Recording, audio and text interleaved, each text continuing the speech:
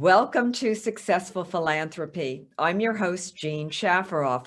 This show is designed to highlight the work of leaders here in the United States and then beyond. Today with us, Noelle Xie. And Noelle is an international humanitarian. She's a global advocate for peace and development. She's also an art curator. Let's all welcome Noelle Xie. And for our audience, I want you to talk a little bit about your childhood and what life was like in Shanghai for a woman like you, a highly intelligent woman, and a woman who later became an American citizen. Yes, Shanghai is my hometown. I'm not sure. Have you ever visited Shanghai?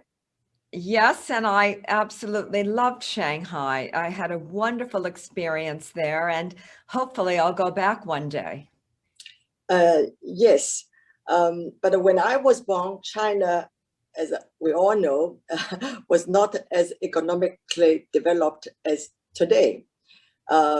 But Shanghai, in the history, has been always a very cosmopolitan city.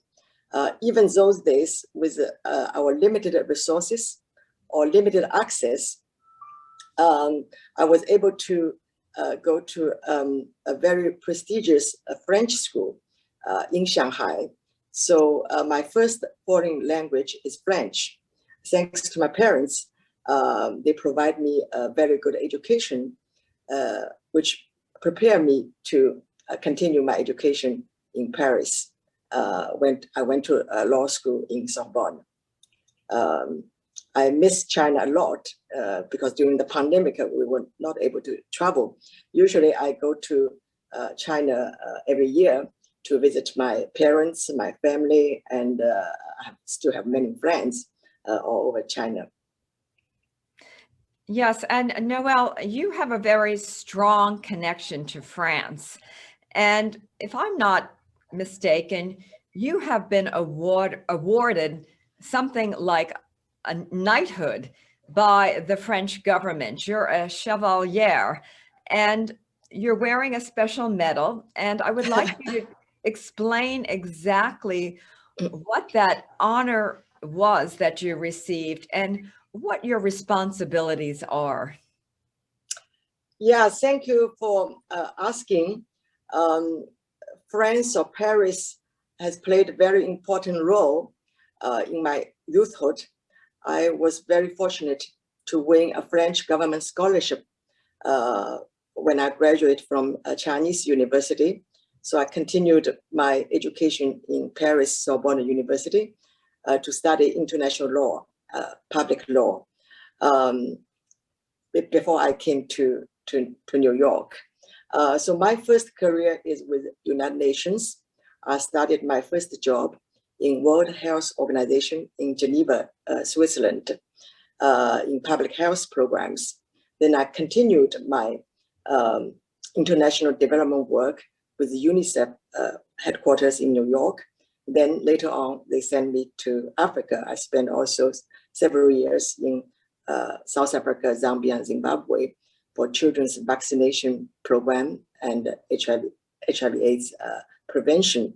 So my career is mainly in two areas. First is with United Nations humanitarian work in Africa and worldwide. And the other aspect is last 10 years, I became also a curator of contemporary art. So I was very grateful 2 years ago, French government, President Macron bestowed upon me this great honor. In French, they call Chevalier de la Légion d'honneur. And I'm also very grateful you, Jean, you took time out of your very busy schedule to be at the ceremony. I still remember we had a very good time together. Yes, and I remember well when you received the honor, and it was at the embassy, the French embassy in New York. Yeah. And yes. as a board member, I've been on the board of the French Heritage Society for the last 9 years. When I received the invitation, I think I received it from you and from French Heritage. Well, I thought, well, I'd like to go and I'd like to support my friend Noelle. Now that you've received this honor, do you have additional responsibilities? And are you enjoying the honor that you've received? And has it opened doors for you?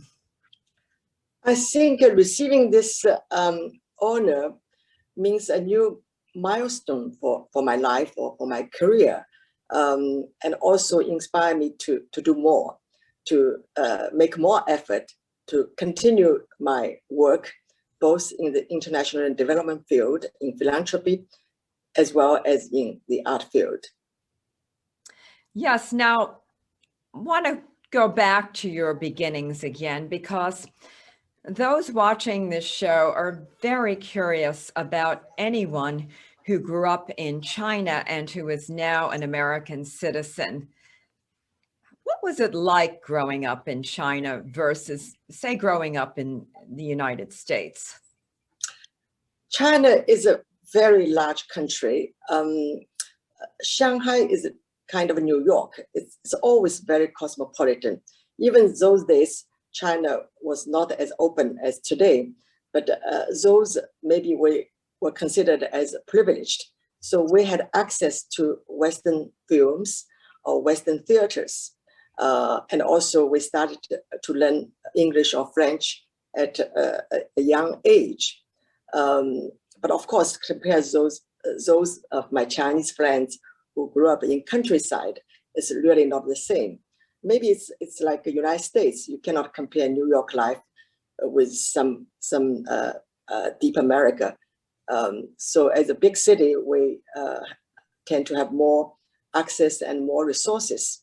Of course, those days we don't have internet, we don't have Google, but we went to school and the libraries. At least we had access to many books and many films.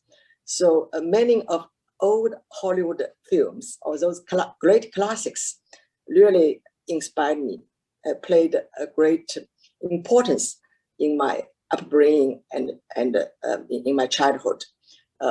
So that gave me some ideas. Definitely, I'm curious or even crazy about French culture, about American culture. This is why I was very motivated to study hard, to study French and study English, to continue my life in France and then in the US. And when I was in China, and I spoke about this earlier, but I didn't mention the people. The people were lovely, very friendly, and Shanghai was very developed and the restaurants were great. I had a wonderful time, and I just wanted to add that. And I want to thank China for opening up their hearts and opening up their country to someone like me, because I have very fond memories. And Noelle, why did you decide to become an American citizen? Actually, my first career was United Nations. At that time, I was still Chinese citizen. But I'm always interested in promote U.S.-China mutual understanding, friendship, or partnerships, collaborating with each other. So I have an opportunity to work for the U.S. State Department as a contractor.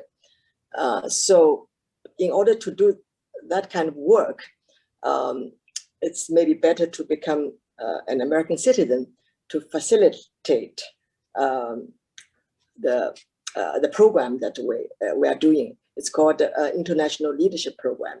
So I work with the U.S. State Department.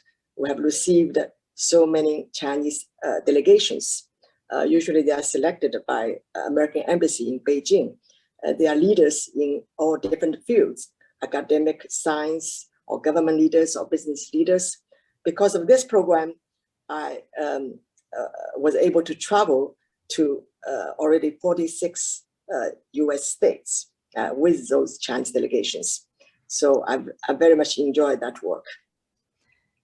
You've had a very fascinating life and very interesting life so far. And I love that you've served as a bridge between Chinese government and Definitely. American government. And it's so important for people to understand one another, because when people come together, people from one country and then another country, they get around a table, they talk, they communicate, maybe have a meal. Well, Yeah, a lot of the barriers or the misconceptions or maybe just the lack of knowledge, well, all of that exactly. evaporates. And Yeah. so you've been somewhat of an ambassador of goodwill and an ambassador of good relations between China and the United States. Three great countries: the United States, China, and France, Europe. Yes. Now, right now, are you living in the United States, France, Yes, or I before the pandemic, usually I spread my time between New York, Paris, and Shanghai or Beijing. But now, yes, I'm based in New York, in Manhattan. and have you gone back to China recently, or are you waiting for the pandemic to end? Yeah, probably we have to, because according to the Chinese regulations, most people, they need to go through 2 or 3 weeks of quarantine.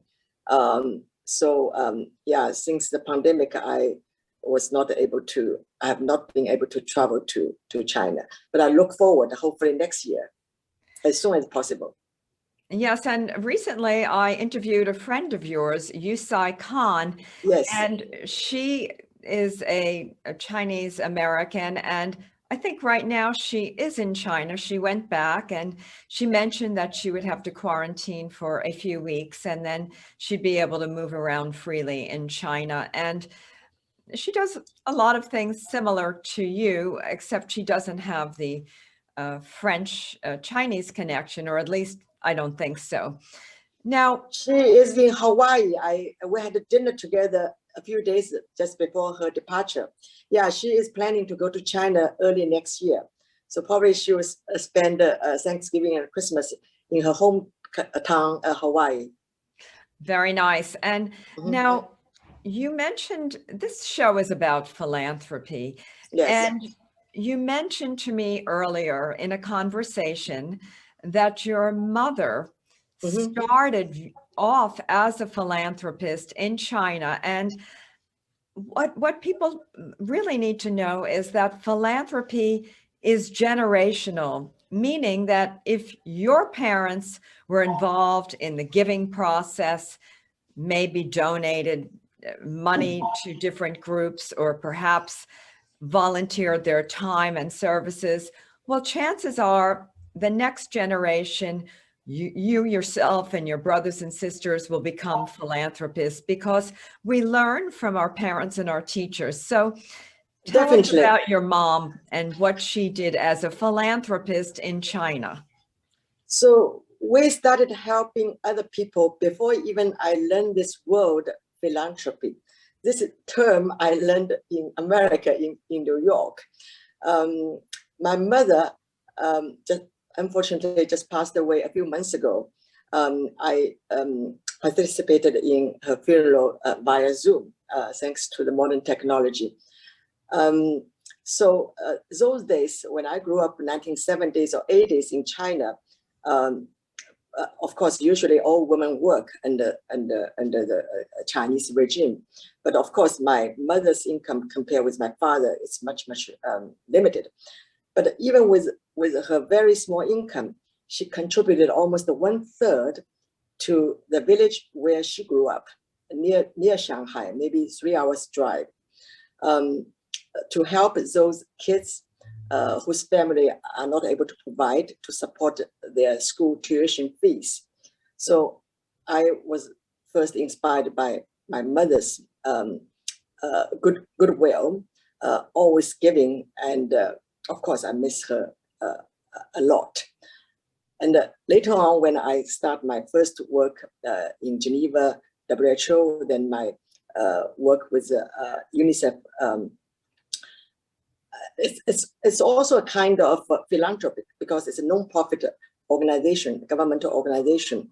So with UNICEF, they sent me to Africa, South Africa, Zambia, and Zimbabwe. I was based in those countries, helping African children to get vaccination. We have a program called polio eradication and also HIV/AIDS prevention. Because I was in Africa over 25 years ago, from 94 to 97. And in those days, we did not have efficient AIDS medicine. So the Africa, those countries, Southern Eastern Africa, their average life expectancy was only 38. Can you imagine? 38 or 39. So people really dying. It was a very risk-taking mission that I devoted. But I was very proud because I really think that experience is very challenging, but it's also very rewarding. I think that you have probably seen my book. I included several photos of my work in Africa with those children, and also we trained some local doctors and local nurses. So I consider all this is a kind of a philanthropic effort. And later on, I mentioned I learned this philanthropic world in the US.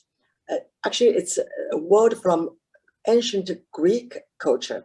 It means love of humanity. Yes, that's right. Yes, and I don't want to interrupt you, but philanthropy is the love of humanity. And in a book that I wrote called Successful Philanthropy, How to Make a Life by What You Give, I start with that very definition. And then I define the word philanthropist to mean that anyone can be a philanthropist. If you don't have a lot of money to give away, you can give your time and your knowledge. Exactly. Yes, Noelle, speaking of books, tell us about the book you wrote. Just one last word to add to philanthropy. I'm thinking philanthropy is not only helping others, helping those in need and make social impact like you are doing, but also I think we benefit ourselves from our philanthropic efforts. We become happier people and we gain new knowledge involving new projects and new life experiences, and also change our way of thinking or perspectives. So I think really it's a win-win strategy. No question. And there's a saying in the United States that when you give, you get. And what that means is when you give of your resources, you give of your time and knowledge, well, you're rewarded right back. You're getting something in return. So now tell us about your book. Yes, so my book, the title is Noelle, and subtitle is World Citizen and La Vie en Rose. Yes, I spent 10 months last year during the lockdown, wrote this, it's a picture book. It has documented my life journey from Shanghai to Paris, to New York, to Africa, and back to New York. It has been indeed a long journey. It's colorful, adventurous, challenging, and also rewarding. And the book has also highlighted my career, both in United Nations, in the humanitarian field, as well as my curatorial work in the art field. I'm also a curator of Chinese contemporary art. So the book is now, okay, again, World Citizen, La Vie en Rose, Noelle, is also available on eBay. Yes, and for our audience, we are with Noelle Xie. She is a humanitarian and works often with the United Nations and other groups to encourage peace and community throughout the world. And Noelle, you wrote this book. I think it's wonderful. I think many people picking up the book and reading about your life will be very inspired by the work you did and younger people will read it and say, oh, I want to be like Noelle. So thank you for writing this book, because it's going to help humanity, and I'm sure it already has. Noelle, what's on the horizon for you as you look forward and say in the next 5 years? Actually, indeed, this book is dedicated to young generation, to the future generations. I would like to say something about the international experiences that I have had. I'm always proud of my Chinese upbringing, Chinese cultural heritage, then my French education, and American spirit, American optimism, and African sunshine. So wherever I go, all these country cultures are a part of me. So talking about in the future, or next 5 or 10 years, yes, I think I will continue things that I'm doing right now. I continue my program with the US State Department on US-China Leadership Program. Even now, because of pandemic, the Chinese delegations are not able to travel, but we are doing some programs online, like this Zoom format. And another is, UN is always my passion. So definitely I will continue to advocate United Nations mission, peace mission, as well as development. We call Sustainable Development Goals. Those in the audience are familiar with United Nations. Probably you often talk about the 17 SDGs, 17 Sustainable Development Goals. So this is always part of my career and my life. And then I will continue my art curating. I continue to work with artists, art collectors, museums, and galleries to promote young or important artists worldwide. And that's all. Sorry about my phone ringing. It's my landline. It's really beyond my control. Yes. Now, Noelle, would you consider perhaps mentoring young people or teaching young people? Would that be something that would be of interest to you? Oh, definitely. I have been doing this along the way. I remember a few years ago, I think 2017 and 2018, I was working with the Young Global Leadership Foundation. And they organize young students, even high school students, coming from China, spend summer or winter holidays here. And we teach them American volunteerism. And they themselves, they save some money from the pocket money given by their parents to support a program called Free Lunch for Africa children. I even spoke at their foundation event. So I think it's very important. I would like to continue this kind of work. And some of those young students, even, with their parents' help, they participated in several gala events, like UN Foundation Gala or UNICEF Snowball Gala. And we bought some tables.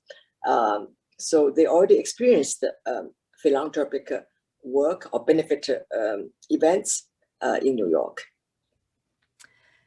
Noelle, I find you a great inspiration, and I'm sure our audience also does. And I just want to thank you for everything you've done and that you will continue to do, because there aren't too many people like you, and you should really be very proud of everything you've done. And moving forward, you will continue on this journey, which I find quite extraordinary and quite beautiful.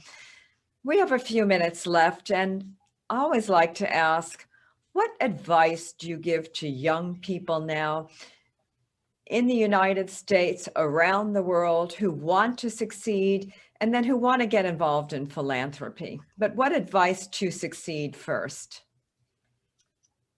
Talking about advice, I think today's young people, they are amazing because of modern technology.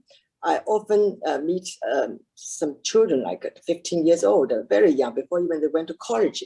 They're already full of ideas, a lot of passion to learn, and they are very creative. I think the young generation are much more creative in different ways than my generation or other generations. We live in a very interesting time. There's so many new ideas and new initiatives. But I always think teamwork is very important. Of course, Jane, you are a great leader by your action, by your, your style, and many people are inspired by your work. I need to compliment you. Have a great collection of these beautiful gowns. It's all very important. A great woman leader. So young people, they are very smart, but they like to. A lot of startups. I'm sure you know this by one or two. But if they can have a team spirit, this is also a very important American tradition or American practice. I really believe in teamwork to help each other. I think that is wonderful advice because we often don't hear about teamwork. We hear it more on the corporate level, but outside of the corporation, well, the team is very important. When you work as a team player, well, more can be accomplished. You also learn how to work with other people and more can be achieved. And I want to thank you for complimenting me. And you mentioned my ball gown collection. Well, this is something that I've acquired over many years, and I plan to donate to a museum one day in the future so that others can see them, and maybe a fashion institute might be able to use them to see how they were constructed, and then to show future generations a little bit about the life of someone living in New York and going to many charity events, and then a passion for fashion. So getting back to you, Noelle, we have about 3 minutes left. What would you like to leave our audience with? Continue our work, and because we are going to celebrate Thanksgiving tomorrow, I think it's very good timing. I'm very grateful to this country, United States. I have learned a lot. It's really a very interesting and rewarding or challenging experience. I hope the future will be better. I'm sure the pandemic will be over soon, and we will celebrate again or together. Well, thank you very much, Noelle. You've been wonderful and a real inspiring person to interview. And I want to wish you a very happy holiday season. I want to wish all of our viewers a very happy holiday season. And remember, this is the season of giving, and do what you can. And if you're able to open up your wallets and help out someone in need or a charity in need, well, you'll feel better about it if you do that. This concludes Successful Philanthropy. Our guest today, Noelle Xie. She is a wonderful woman. She's a humanitarian. She's a global peacemaker, an art curator, and an all-around wonderful person. And thank you, Noelle. Thank you. Thank you for having me. Yes, thank you very much. I'm Jean Shafiroff, your host. I'll see you next week.